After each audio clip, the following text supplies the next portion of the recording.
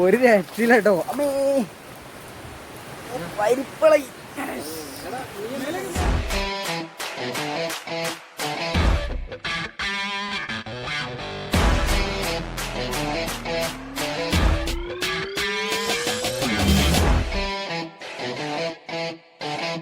അപ്പോൾ നമ്മൾ അടുത്തായിട്ട് പോകുന്നൊരു വെള്ളച്ചാട്ടത്തിലേക്കാണ്.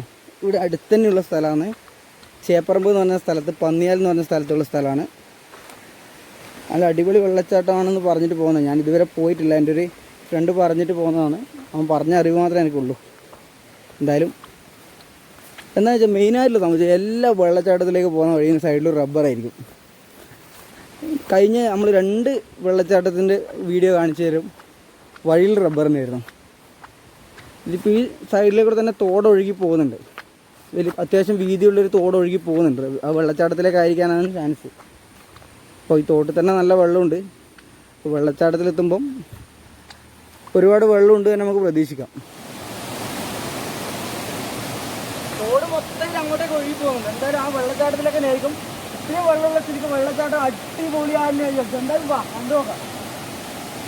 വീഡിയോ പിടിക്കാൻ വേണ്ടി ഞാനും എൻ്റെ അനിയനും കൂടിയാണ് പോകുന്നത്. വീഡിയോ പിടിക്കാൻ എല്ലാ വീഡിയോ പിടിച്ച് എഡിറ്റ് ചെയ്യുന്നത് ഇവനാണ്.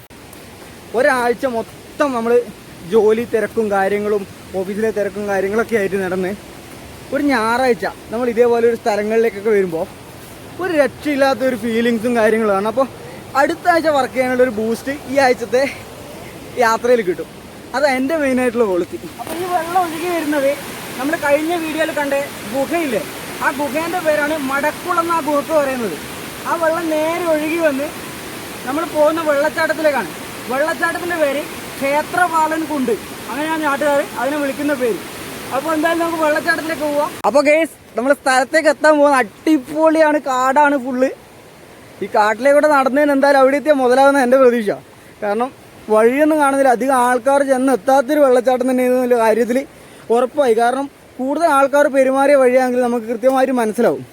ഇത് കൂടുതൽ ആൾക്കാരൊന്നും പെരുമാറിയിട്ടില്ല, കാട് പോലും മാറിയിട്ടില്ല. അപ്പോൾ അധികം ആൾക്കാർ നിങ്ങളെ കാണിക്കാത്തൊരു വെള്ളച്ചാട്ടം തന്നെ നിങ്ങൾക്ക് എൻ്റെ വീഡിയോയിലൂടെ കാണാൻ പറ്റുന്നില്ല. നല്ലൊരു പ്രതീക്ഷ എനിക്കുണ്ട്.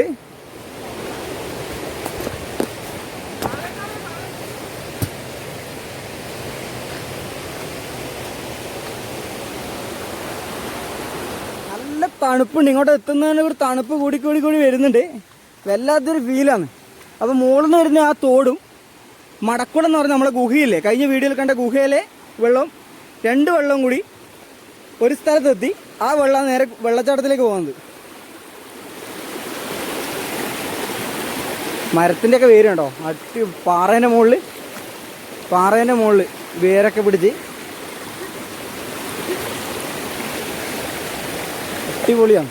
അപ്പോൾ നമുക്ക് നേരെ വെള്ളച്ചാട്ടത്തിലേക്ക് പോകുന്ന വഴി ഇതാണ്. നേരെ അതുവഴി പോയാൽ വലിയ പാറക്കൂട്ടം. അപ്പോൾ ഇതാണ് വഴി.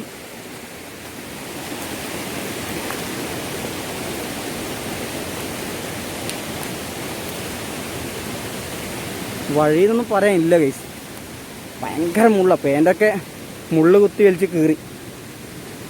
ഒന്നാമത് മുള്ള്, രണ്ടാമത് ചിലന്തി വല. വായിലും കണ്ണിലും ഫുള്ള് ചിലന്തി വലയാണ്.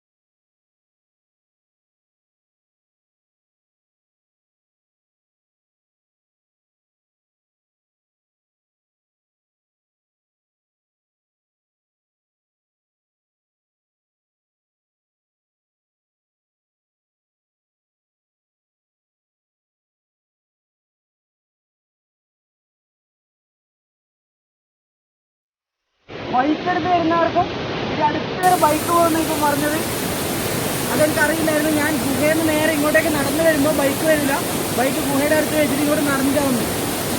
അപ്പോൾ വരാൻ പറ്റുന്നവരൊക്കെ എന്തായാലും ഇങ്ങോട്ടേക്ക് വരണമെന്നാണ് തന്നെ.